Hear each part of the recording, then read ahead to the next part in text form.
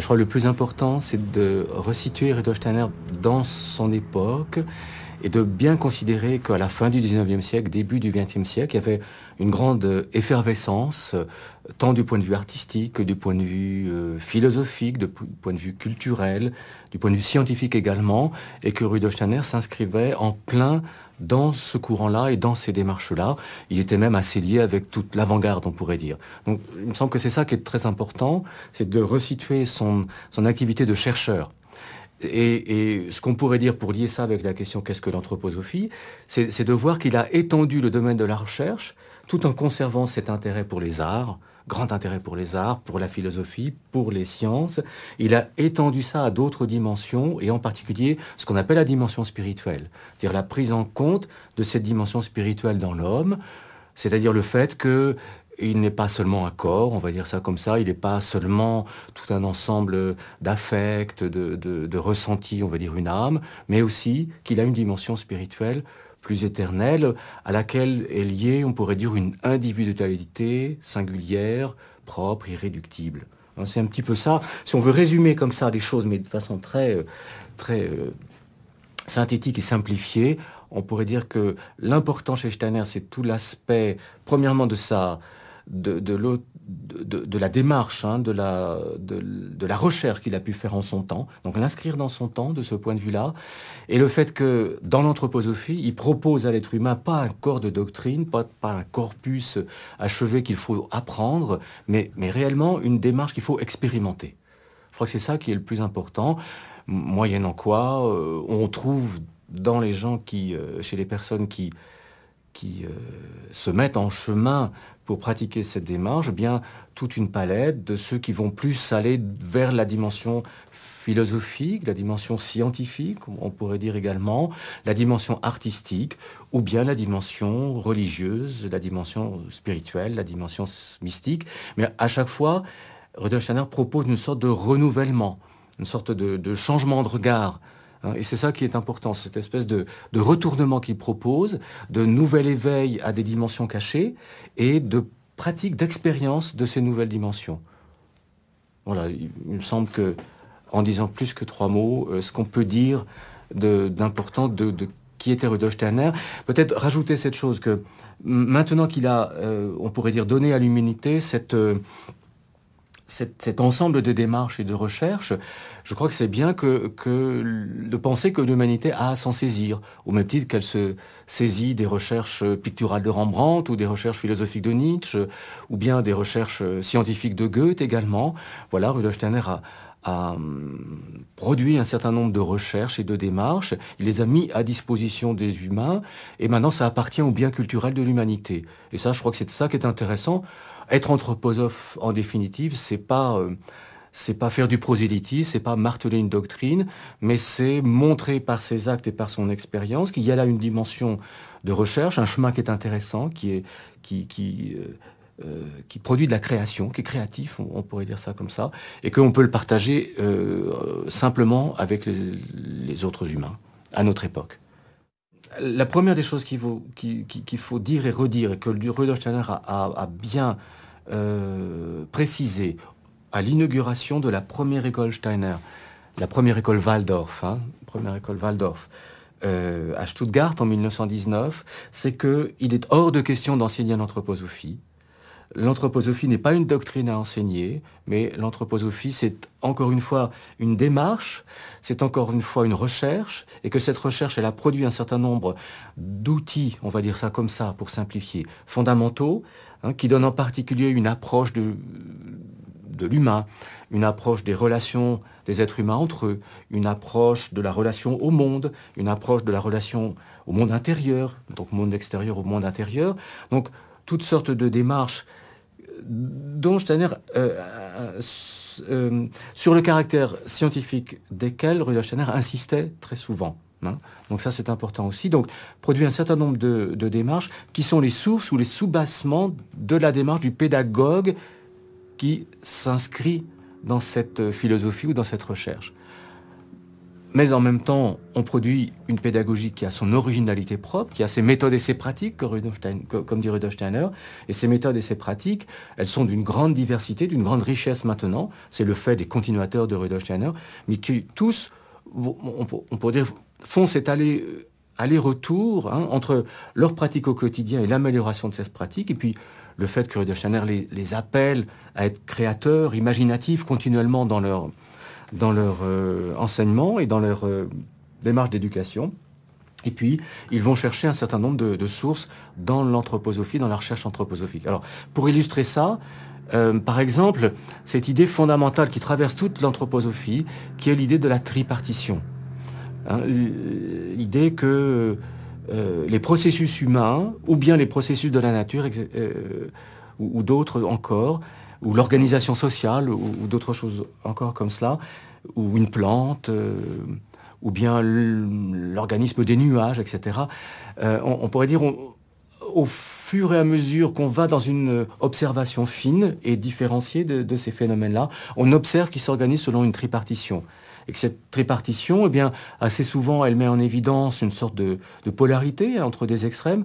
Si je prends par exemple la constitution d'un enfant qui arrive à l'école, je m'aperçois qu'il est à la fois très très éveillé dans ses sens, et qu'à travers ses sens, il observe énormément les choses, il analyse, il fragmente, il dissèque, etc.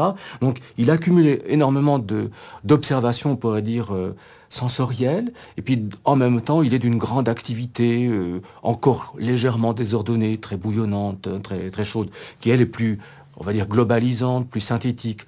Donc vous voyez, d'emblée, si on observe un enfant, et puis tout être humain, il est pris dans une sorte de tendance contradictoire entre une tendance à l'analyse, à la fragmentation, un peu, où on met de la lumière et on sépare les choses, et puis une tendance à la synthèse, à l'unification, à la globalisation, où on synthétise les choses, où on rassemble les choses. Bon. Eh ben, ça, c'est une donnée, hein, on pourrait dire, issue de l'observation anthroposophique. Et puis, la donnée principale, on pourrait dire, c'est qu'il y a dans cette polarité une sorte de remède, de médiation, de résolution moyenne, qui est le fait que entre ces deux choses-là, on est un être humain qui ressent, qui a des émotions, qui a un cœur qui bat, qui a un souffle qui respire, comme ça, donc il se met un peu à l'unisson des choses. Et donc on a là une sorte de constitution rythmique, harmonieuse, harmonisante, hein, qui résout un petit peu les contradictions et les tensions, qui apaise, on pourrait dire, qui guérit un petit peu ces tendances, hein, de l'être humain. Ça, c'est une donnée de l'anthroposophie, hein, c'est une donnée, disons, de la tripartition qui traverse un peu toute la lecture du monde et la lecture de l'homme, et cette chose-là est à la base aussi du travail du pédagogue. Après, il va décliner ça dans toutes sortes de pratiques, d'observation des élèves, mais aussi de construction du cours. Il va commencer par chauffer les élèves autour d'une discipline, d'une matière, d'un thème, parce qu'on arrive un peu, on pourrait dire, obligatoirement sans enthousiasme, hein, devant une chose. C'est au pédagogue de dévoiler toute la richesse de cette chose. Donc il va un peu chauffer les choses, hein, comme si on animait, comme si on cherchait à enthousiasmer, c'est-à-dire à introduire un petit peu de souffle divin dedans, c'est ça l'enthousiasme. Hein. Et puis ensuite, on va partager ça, on va échanger ça, on va questionner, on va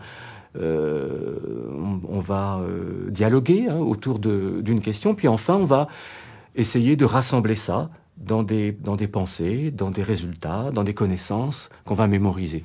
Hein, voilà par exemple 3 étapes d'un processus d'apprentissage, et ça répond d'une certaine manière à cette loi de la tripartition générale dont je vous parlais tout à l'heure.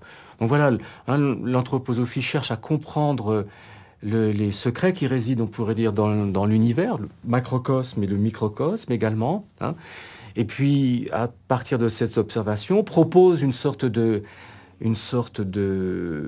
lecture, hein, de l'homme, de l'organisation de l'homme, une synthèse, hein, de l'organisation générale de la constitution de l'homme, et ça sert de soubassement, on pourrait dire aussi, à la pratique des pédagogues. Voilà, on pourrait dire un pont fait entre l'anthroposophie, qui d'un côté est cette recherche, cette démarche, hein, dont j'ai parlé, qui vise, on pourrait dire, à acquérir pour l'être humain sa plus grande autonomie, son plus grand individualisme, sa liberté, en la fondant entièrement sur lui-même.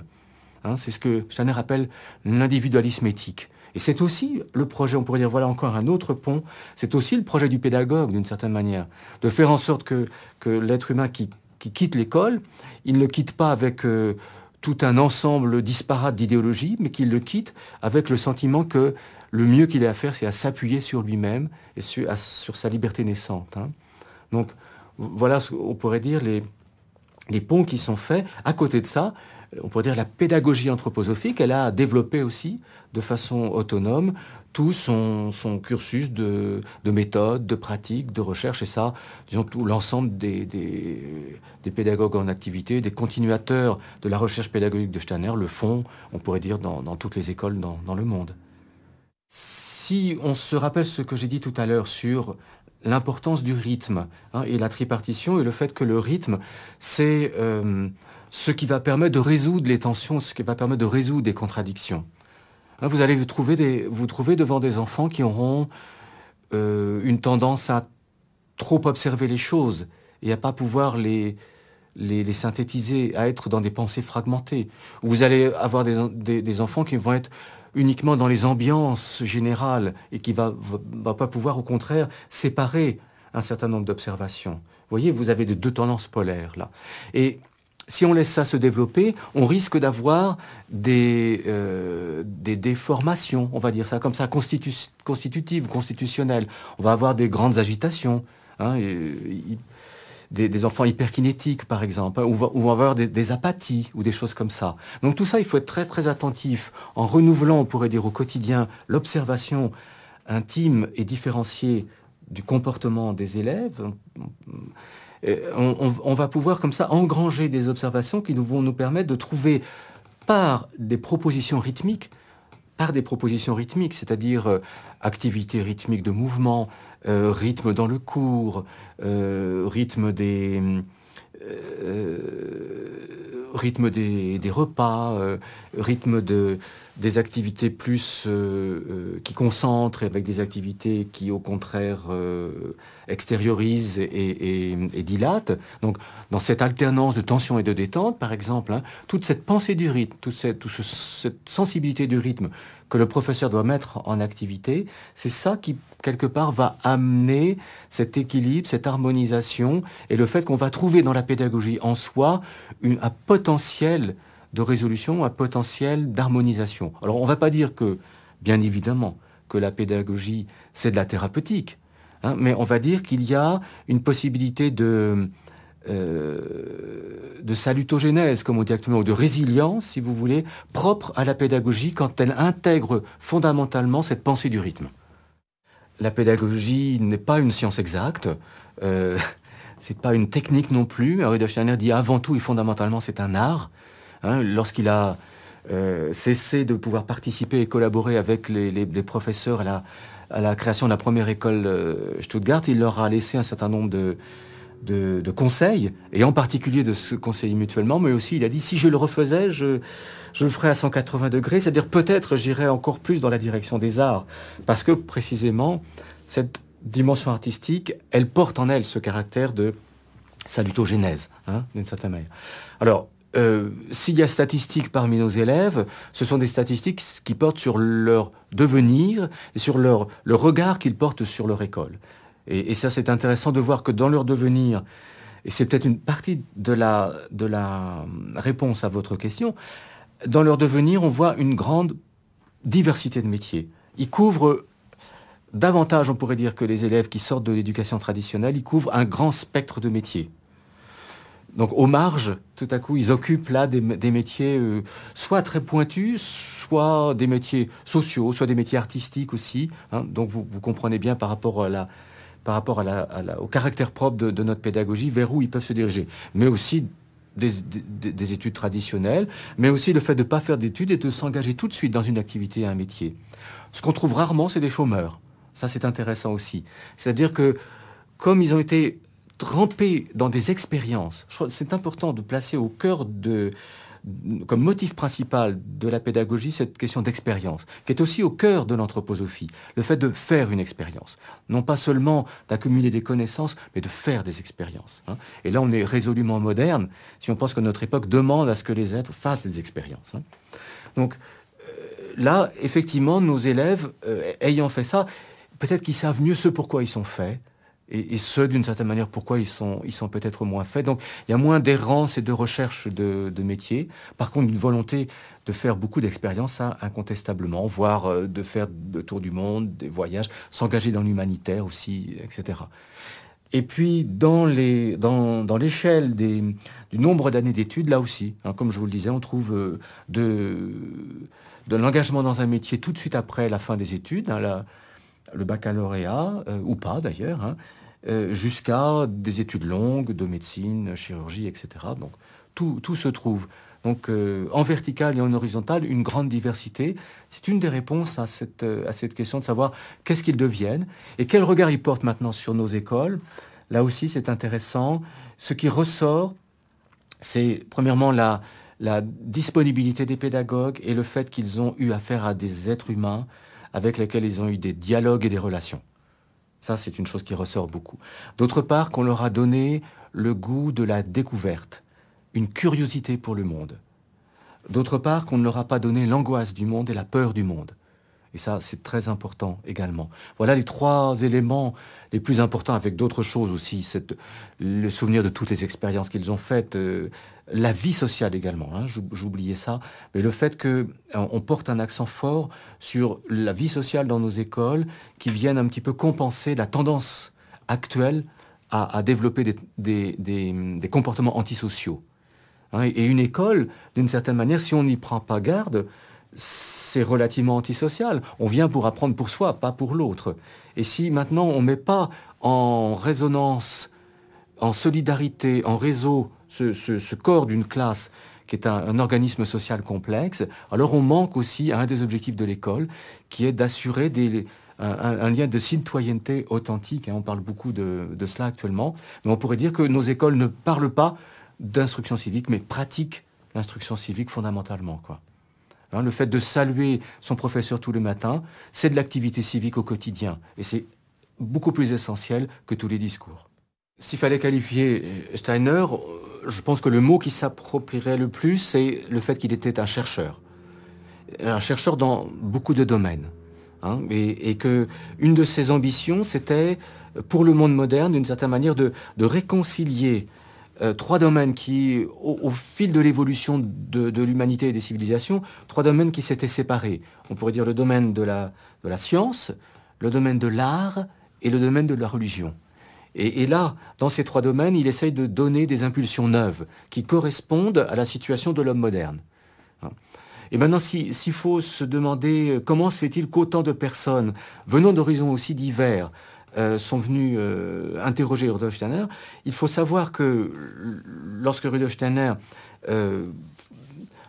faisait partager le résultat de ses recherches, c'était un nombre de personnes de plus en plus grand qui faisaient des conférences dans énormément de villes en Europe, et donc tout ce qui se constituait comme réseau, on pourrait dire, naissant de l'anthroposophie en Europe, en Allemagne en particulier, mais aussi en Suisse et dans toute l'Europe, eh bien,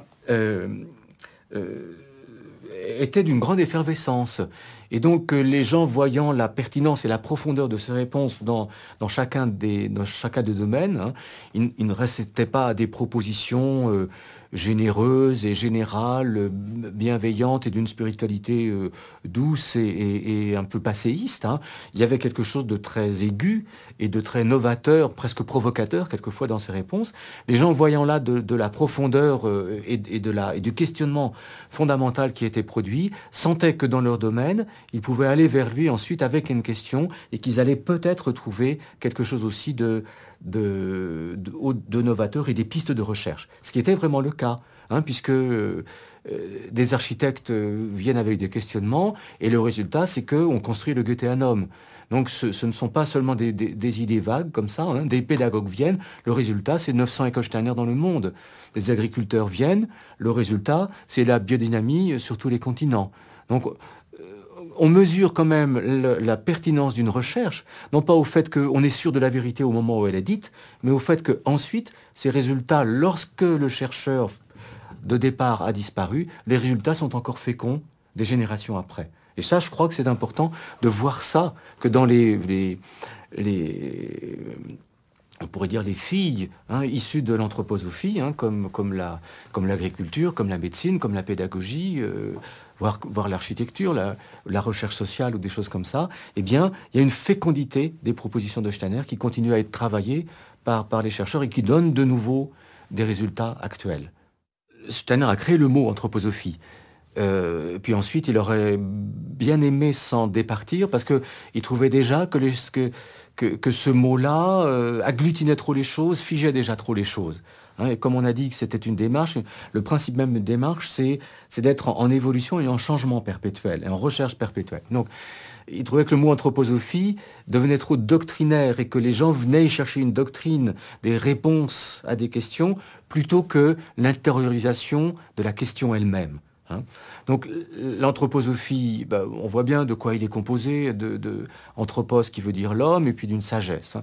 Et c'était une réponse d'une certaine manière aux démarches des siècles précédents, où on était plus dans une recherche de réponses issues des auteurs, et ça, la religion offrait cette démarche-là, mais maintenant, les réponses ne viennent plus du dehors, ne viennent plus de tout ce que la socialité arrivait à produire comme ça, en âme groupe, mais les réponses, elles doivent venir de l'intérieur. Et donc chacun devient pour lui-même un chercheur. Donc c'est ça, placer en fait la dimension humaine de l'individualisme et de la recherche de la liberté au cœur de la démarche. C'est cela. Alors, bien évidemment que ce serait une secte d'abord s'il y avait une organisation qui répond aux critères de secte avec la recherche de financement, le profit, le prosélytisme, le changement des modes de vie, etc. Donc rien de tout ça. Et la meilleure réponse, on la trouve dans les textes de Rudolf Steiner qui invitent continuellement les gens à ne pas croire l'anthroposophie. C'est-à-dire ne pas croire justement ce prétendu corps de doctrine dont ils voulaient se déprendre, mais à faire l'expérience par eux-mêmes de ce qu'ils proposent comme démarche. Je crois que là, on a en fait la meilleure réponse à l'accusation, à la vague et superficielle accusation sectaire qui peut quelquefois toucher des démarches anthroposophiques. Merci. Est-ce qu'il y a quelque chose que vous aimeriez rajouter qui n'est pas abordé, qui vous tient à cœur ? Demain. D'accord. Merci beaucoup. Merci à vous.